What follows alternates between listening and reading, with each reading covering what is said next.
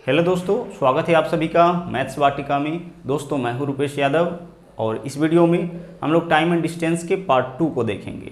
Part 1 को हमने पहले ही अपलोड कर दिया है। अगर आपने अब तक उस वीडियो को नहीं देखा है तो उसे भी ज़रूर देखिए। इस वीडियो के डिस्क्रिप्शन में उस वीडियो का लिंक आपको मिल जाएगा। पार्ट 1 में हमने आपको बताया था स्पीड को कन्वर्ट करना, कि कैसे स्पीड किलोमीटर पर आवर में देगा तो आप उसको मीटर पर सेकंड में कन्वर्ट करिएगा, या फिर स्पीड मीटर पर सेकंड में देगा तो उसको आप किलोमीटर पर आवर में कन्वर्ट करिएगा। एक कॉन्सेप्ट तो हम लोग यह सीखे थे। दूसरा कॉन्सेप्ट हम लोग सीखे थे कि जब भी कोई ट्रेन जो है वह सेल्फ डिस्टेंस वाली वस्तु को क्रॉस करेगा तो उसे कितनी दूरी तय करना पड़ेगा, और कोई भी नेग्लिजिबल डिस्टेंस वाली वस्तु को क्रॉस करेगा तो उसे कितनी दूरी तय करना पड़ेगा। तो इन कॉन्सेप्ट को हम लोग बहुत ही अच्छी तरह से पार्ट 1 में सीखे थे। पार्ट 1 भी बहुत ज़रूरी है, उसे भी ज़रूर देखिए आप। कुछ चीज़ों को हम दोबारा से याद दिला देते हैं क्योंकि कुछ कॉन्सेप्ट आज भी हम लोग उपयोग करेंगे। जैसे हमने आपको बताया था कि अगर स्पीड किलोमीटर पर आवर के फॉर्म में दे, इस फॉर्म में अगर स्पीड दिया जाए तो आपको कुछ नहीं करना है, एक यूनिट ध्यान रखना है, एक संख्या याद रखना है 5/18। अगर आप उसमें 5/18 से गुना कर देते हैं ना तो स्पीड आपका कन्वर्ट होता है मीटर पर सेकेंड में। लेकिन एक चीज़ ध्यान रहे, सिर्फ यूनिट चेंज होता है, ठीक है। किलोमीटर पर आवर से मीटर पर सेकेंड में हो जाएगा, केवल यूनिट चेंज होगा, स्पीड में कोई अंतर नहीं आएगा। जैसे हम कहेंगे कि अगर कोई व्यक्ति जो है वह 36 किलोमीटर पर आवर के चाल से चल रहा है तो मीटर पर सेकेंड में इसका स्पीड बताइए कि क्या होगा। तो इस व्यक्ति का स्पीड तो हमें पता है, लेकिन किलोमीटर पर आवर के फॉर्म में पता है।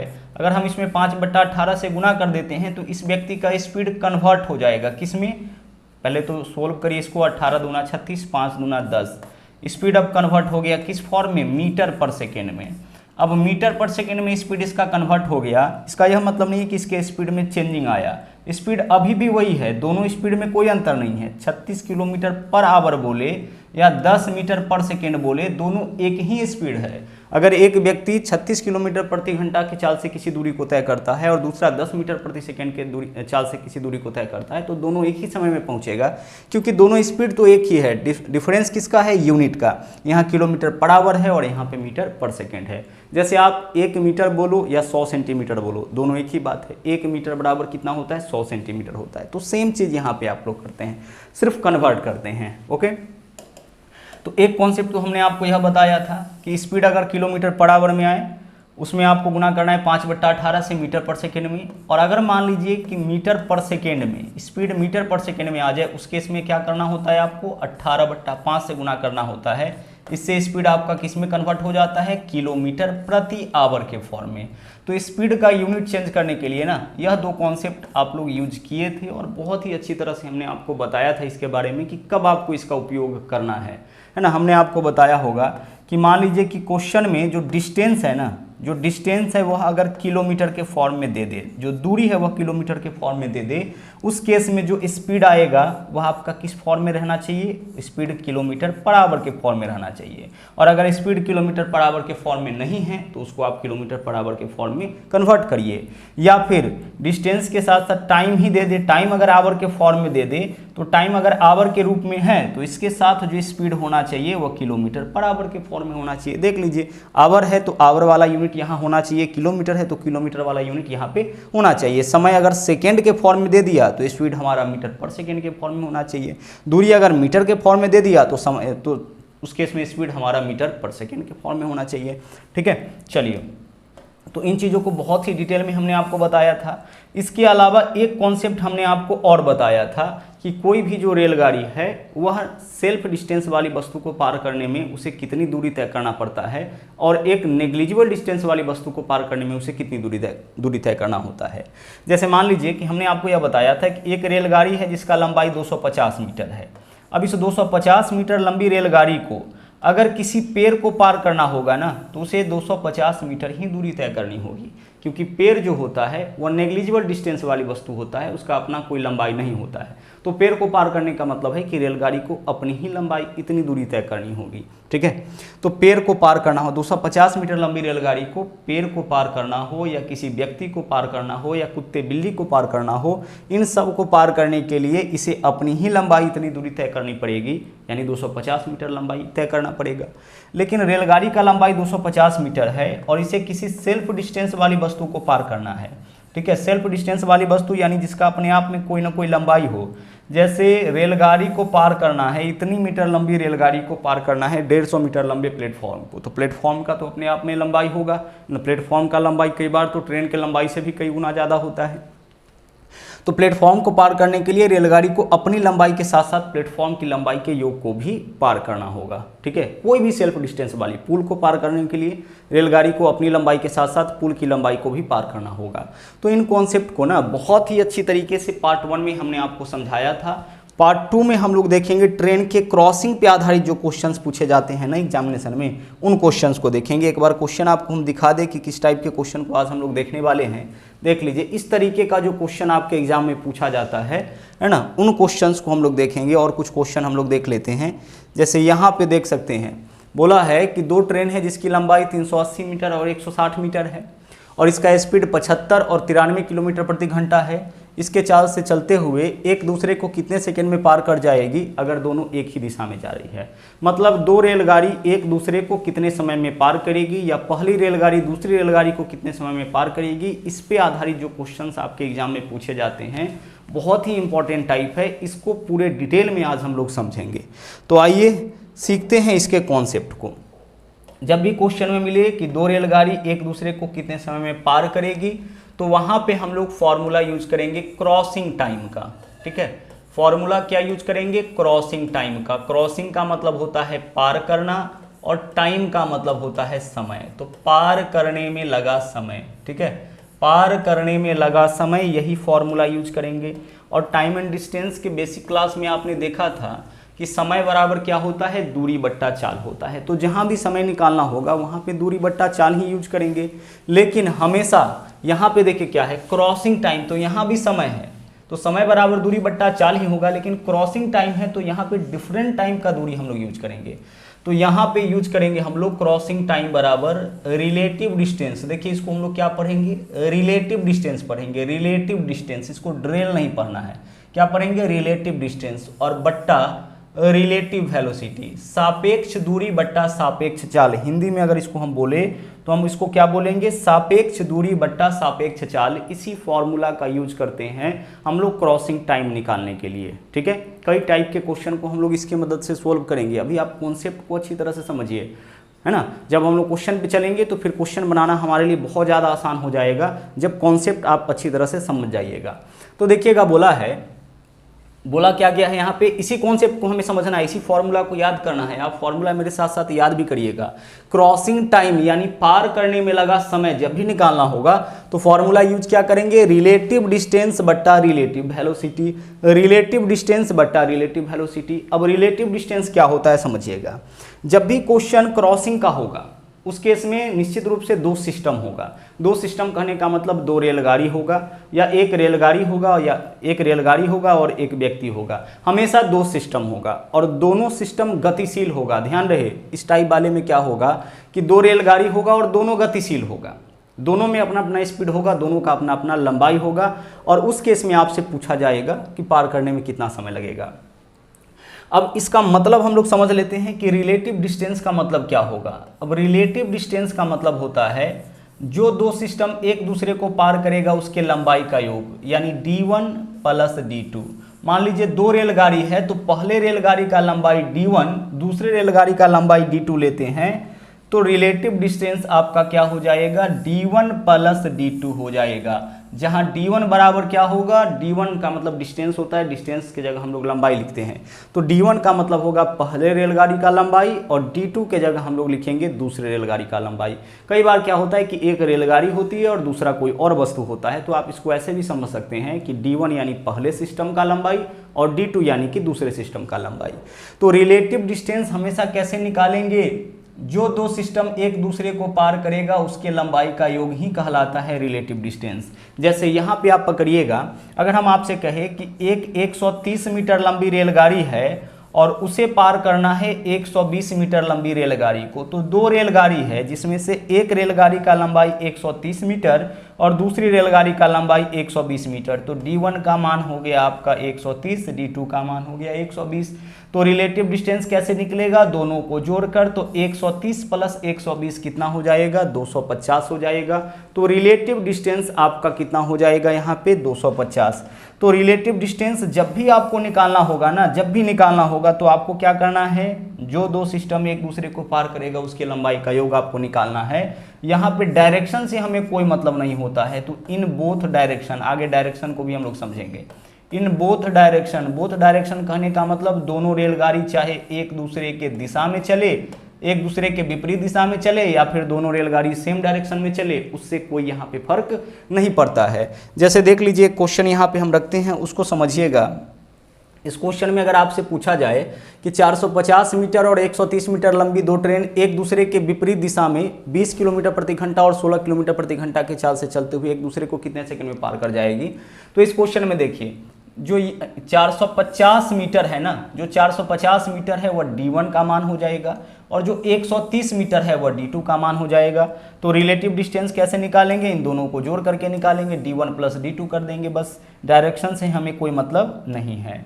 अब अगला है रिलेटिव वेलोसिटी। इसको थोड़ा आपको समझना पड़ेगा। रिलेटिव वेलोसिटी है ना, वेलोसिटी का मतलब क्या होता है, चाल होता है। तो दो रेलगाड़ी होगा, दोनों गतिशील होगा, यानी दो चाल होगा। तो पहला चाल को V1 से और दूसरे चाल को V2 से दर्शाएंगे। तो रिलेटिव वेलोसिटी हम लोग V1 प्लस V2 ऐसे करके निकालेंगे। कब, जब अपोजिट डायरेक्शन होगा। ठीक है, अपोजिट डायरेक्शन की बात हो उस केस में ना, अपोजिट डायरेक्शन में अगर दोनों रेलगाड़ी चले, उस केस में हमें क्या करना है, दोनों रेलगाड़ी के चाल को ऐड कर देना है। या फिर एक और तरीका है आपका रिलेटिव वेलोसिटी निकालने का। रिलेटिव वेलोसिटी निकालने के लिए हम लोग V1 माइनस V2, इसमें से क्या करना है ना, कि जो ज़्यादा लंबा यानी जो बड़ा वैल्यू होगा उसमें से छोटी वैल्यू को घटाना है। V1 माइनस V2, अगर मान लीजिए V2 का मान ज़्यादा होगा तो V2 माइनस V1 कर लेंगे, नेगेटिव आपको नहीं लेना है, बस इतना ही। तो V1 माइनस V2 कब करेंगे, इन सेम डायरेक्शन आपको करना है। V1 माइनस V2 कब करना है, सेम डायरेक्शन की अगर बात हो ना, सेम डायरेक्शन की बात हो तो सेम डायरेक्शन में आपको V1 माइनस V2 यूज करना है। फिर से पूरे कॉन्सेप्ट को आप समझिएगा। यहाँ पे क्या करना है, क्रॉसिंग टाइम यानी कि पार करने में लगा समय बराबर रिलेटिव डिस्टेंस बटा रिलेटिव वेलोसिटी होता है। इतना क्लियर हो गया। रिलेटिव डिस्टेंस का मतलब क्या होगा, जो दो सिस्टम एक दूसरे को पार करेगा उसके लंबाई का योग, यानी पहला का लंबाई D1 दूसरा का लंबाई D2 लेते हैं तो D1 plus D2 in both direction, यानी डायरेक्शन से कोई मतलब नहीं है कि दोनों रेलगाड़ी एक ही दिशा में चल रहा है या दोनों एक दूसरे के विपरीत दिशा में चल रहा है। लेकिन बात जब हम लोग करेंगे रिलेटिव वेलोसिटी का, रिलेटिव वेलोसिटी मतलब दो यहाँ पे चाल मिलेगा तो दोनों चाल के बदले में जो एक चाल लिखिएगा वही रिलेटिव वेलोसिटी होगा। तो दोनों चाल को या तो आप जोड़िएगा या फिर घटाइएगा। जोड़िएगा किस केस में, तो अगर दोनों रेलगाड़ी एक दूसरे के विपरीत दिशा में होगा तो दोनों के चाल को हम लोग ऐड करेंगे, इस तरीके से रिलेटिव वेलोसिटी निकलेगा। और अगर दोनों रेलगाड़ी एक ही दिशा में चल रहा हो उस केस में उसके चाल का जो डिफरेंस होगा वही आपका रिलेटिव वेलोसिटी होगा। अच्छा, इसको थोड़ा सा प्रैक्टिकली भी हम लोग समझ लेते हैं। देखिएगा यहाँ पे दो रेलगाड़ी है आपका, है ना, इन दोनों को आपको प्रैक्टिकली समझाने का हम प्रयास कर रहे हैं। एक रेलगाड़ी है जिसका लंबाई D1 है और दूसरा रेलगाड़ी है जिसका लंबाई D2 है। अब जब भी पार करने के लिए बोलेगा तो ऐसा नहीं है कि दोनों रेलगाड़ी में बहुत लंबा डिस्टेंस होगा। जब भी पार करने के लिए बोलेगा तो दोनों रेलगाड़ी बिल्कुल एक दूसरे के समीप होगा। ठीक है, अगर हम बोलेंगे कि कोई रेलगाड़ी हमें पार की है तो पार करने का मतलब है कि बिल्कुल हमारे समीप आ गया होगा, उसके बाद पार किया होगा। तो दोनों रेलगाड़ी इस केस में होगा, है ना। यहाँ पे डायरेक्शन क्या है, अपोजिट डायरेक्शन है, दोनों रेलगाड़ी का अपोजिट डायरेक्शन है। अब इसमें चेक करते हैं कि इसे कितना दूरी तय करना पड़ेगा। देखिएगा जरा सा, एक दूसरे को पार करने के लिए तो इस पॉइंट से चलना शुरू किया है, पार करने के लिए इस पॉइंट से चलना शुरू किया है। इसे डिस्टेंस कितना ट्रैवल करना होगा उसको देखिएगा और इस वाले पार्ट को देखते रहिएगा कि कितना दूरी तय करना पड़ेगा इसे पार करने के लिए। देखिए अब इस तरह से इसको लेकर के चले हैं, देखिए अभी तक तो पार नहीं किया है, और इसको लेकर के चलिए। जब इस पॉइंट पे आ जाएगा तब हम लोग बोलेंगे कि पार कर गया। जब पीछे वाला पार्ट भी निकल जाएगा तब बोलेंगे कि पार कर गया। तो पार करने के लिए इस पार्ट को यहाँ तक आना पड़ा। यही पार्ट जो पहले यहाँ था उसको आपको कहाँ तक आना पड़ा, यहाँ तक आना पड़ा। ठीक है, तो यहाँ से लेकर के यहाँ तक का जो लंबाई है उसको गौर से देखिए। पहले यहाँ से यहाँ तक D2 दूसरे रेलगाड़ी की लंबाई, और फिर उसके बाद यहाँ से यहाँ तक पहले रेलगाड़ी की लंबाई। मतलब दोनों रेलगाड़ी के लंबाई के योग के बराबर दूरी तय करना पड़ा। दोनों रेलगाड़ी को एक दूसरे को पार करने के लिए क्या करना पड़ा, दोनों के लंबाई के योग इतनी दूरी तय करना पड़ा। फिर से चीज़ों को समझ लीजिए, वापस से समझिए, चीज़ों को देख लीजिए। इस ट्रेन के इस वाले पार्ट को आप समझिए कि कहाँ पे है, इस पॉइंट पे है ना। अब इसको पार कराइए।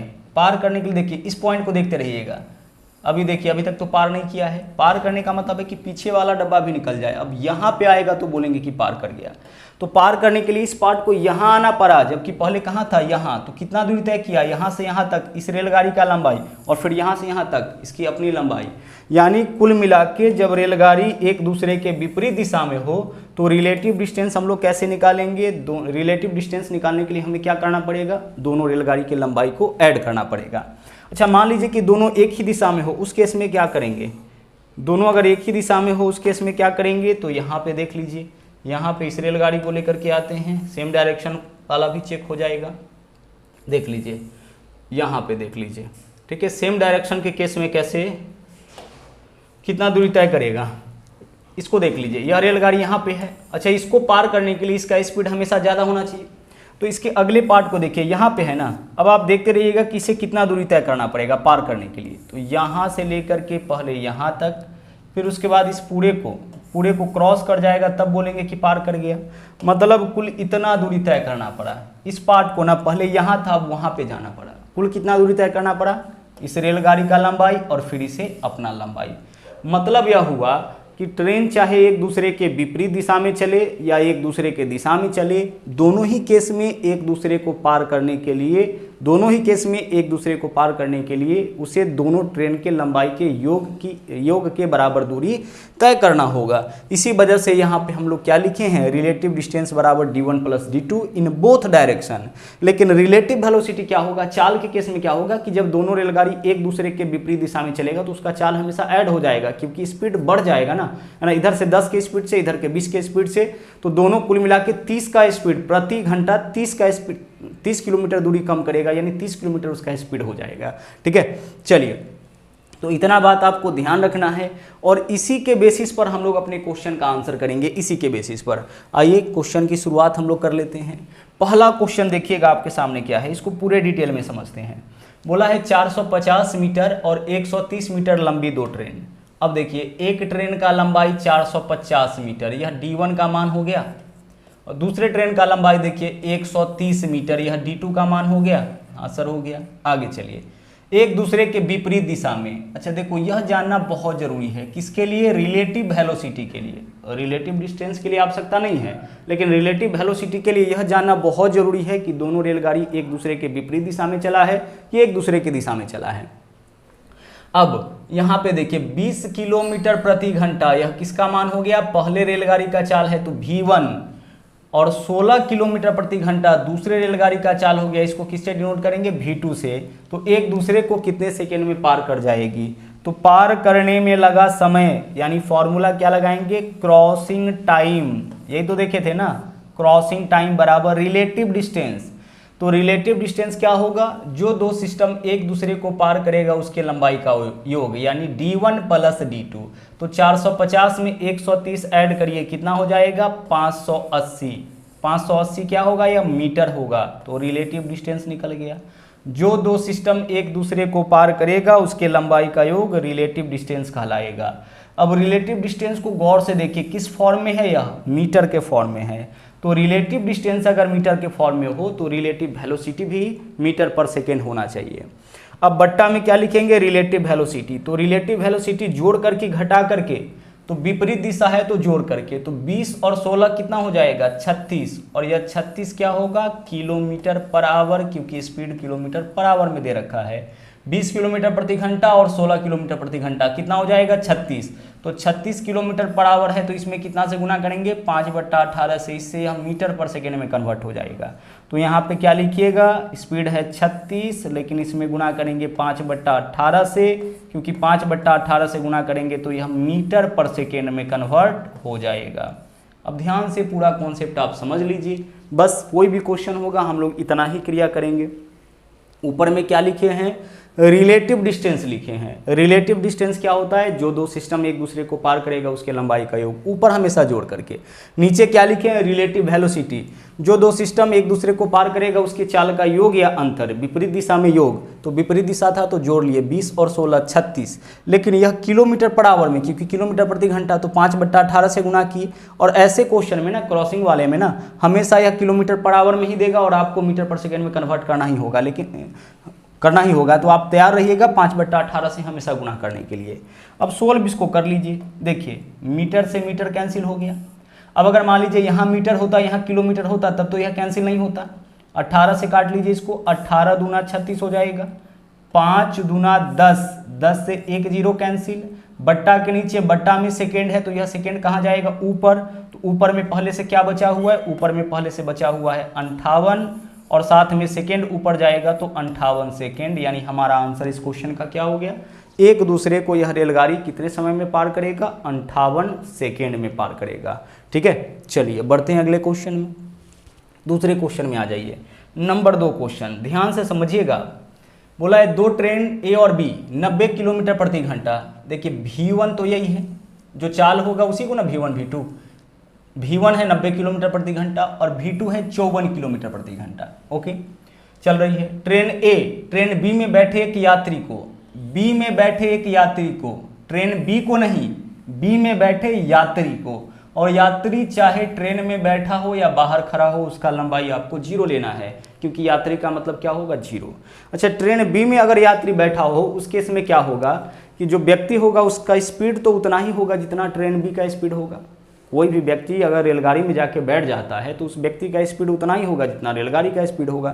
तो ट्रेन बी में एक यात्री बैठा हुआ है तो उसका स्पीड तो उतना ही होगा जितना उस रेलगाड़ी का स्पीड होगा, लेकिन उस व्यक्ति का लंबाई क्या होगा, 0 होगा, क्योंकि पूरे ट्रेन को पार नहीं करना है, पूरे ट्रेन बी को पार नहीं करना है, ट्रेन बी में बैठे यात्री को पार करना है।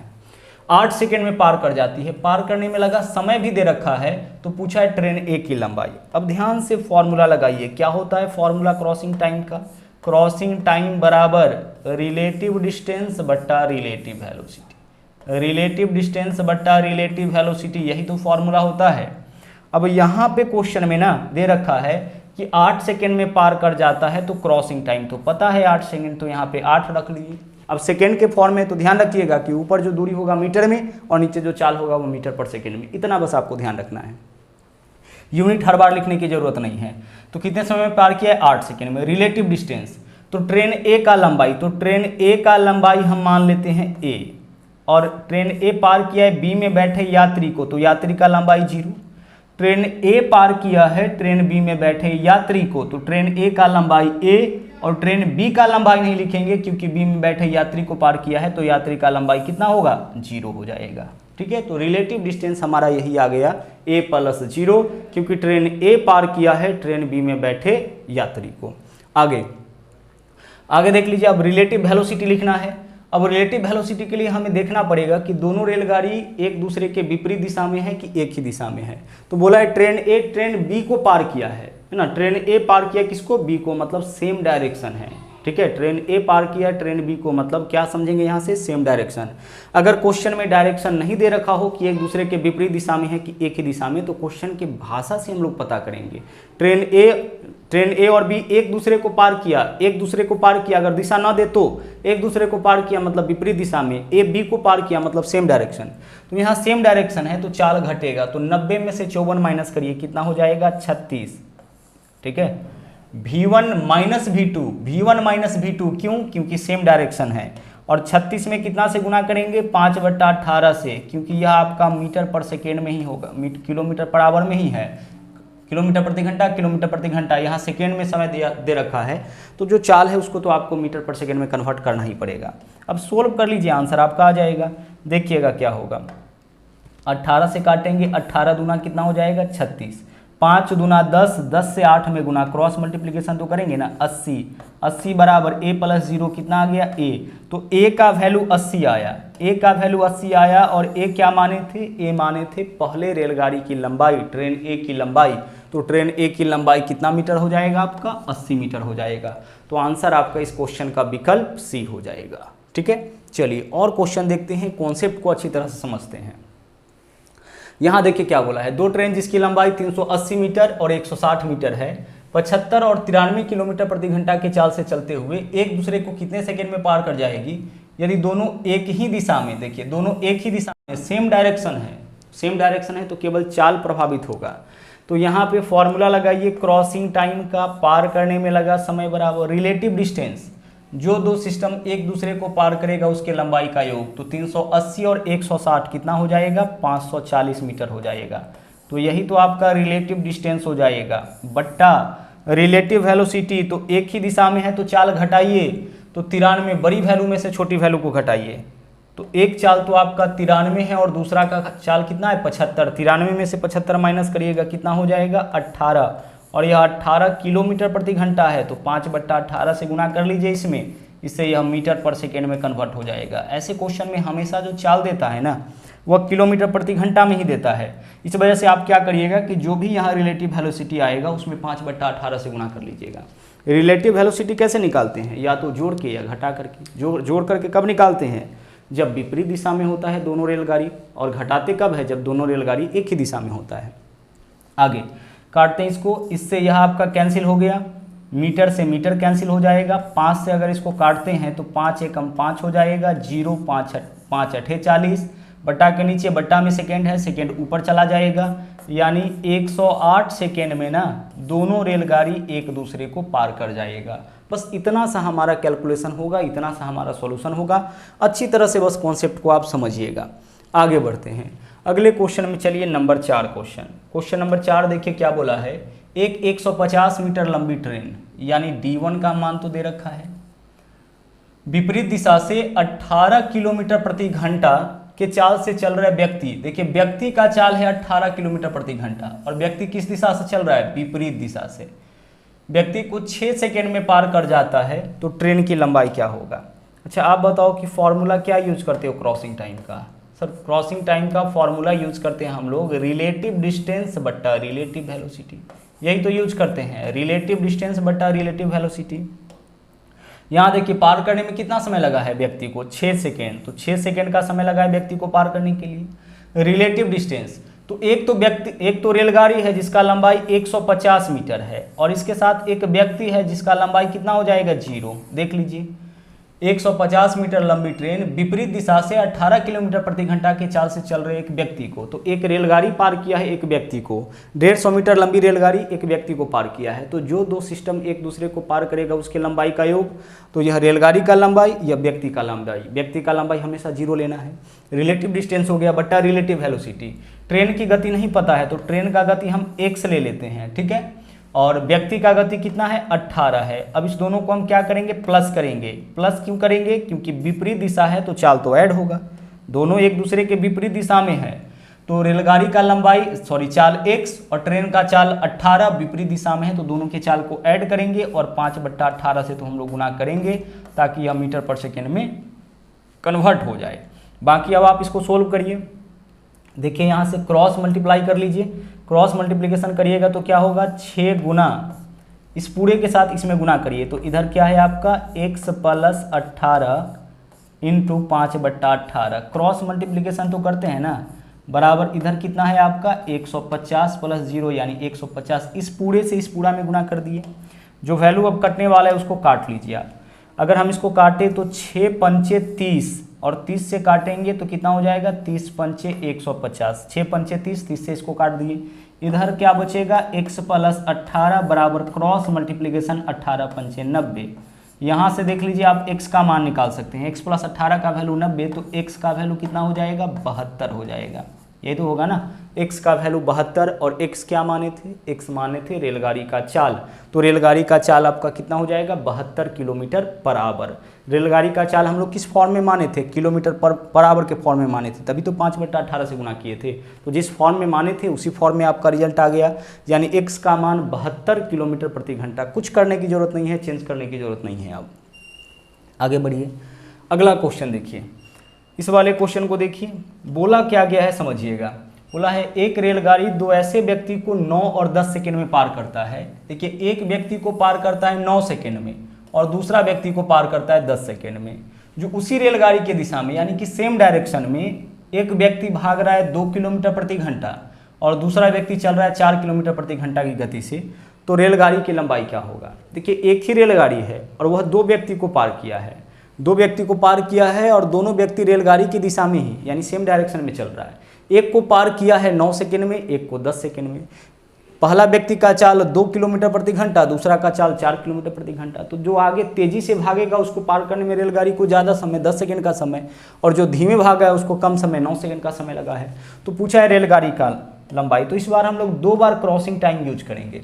पहला बार देखिए, पहला व्यक्ति को कितने समय में पार किया, 9 सेकंड में, तो पार करने में लगा समय 9 सेकंड बराबर रिलेटिव डिस्टेंस।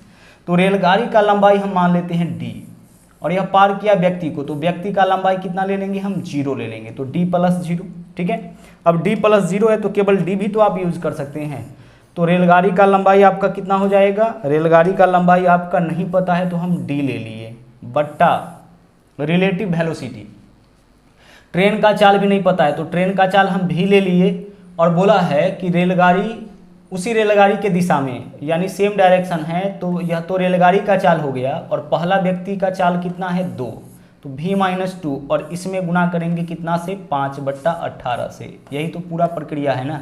हाँ सर, यही तो पूरा प्रक्रिया है। देख लीजिए, पहला व्यक्ति को पार करने में लगा समय 9, रिलेटिव डिस्टेंस तो रेलगाड़ी का लंबाई d है, और व्यक्ति को पार किया है तो व्यक्ति का लंबाई 0, d + 0 d रह जाएगा, बट्टा रिलेटिव वेलोसिटी तो रेलगाड़ी का चाल v और पहला व्यक्ति का चाल 2 है, तो v - 2 गुना 5/18 कर लिए।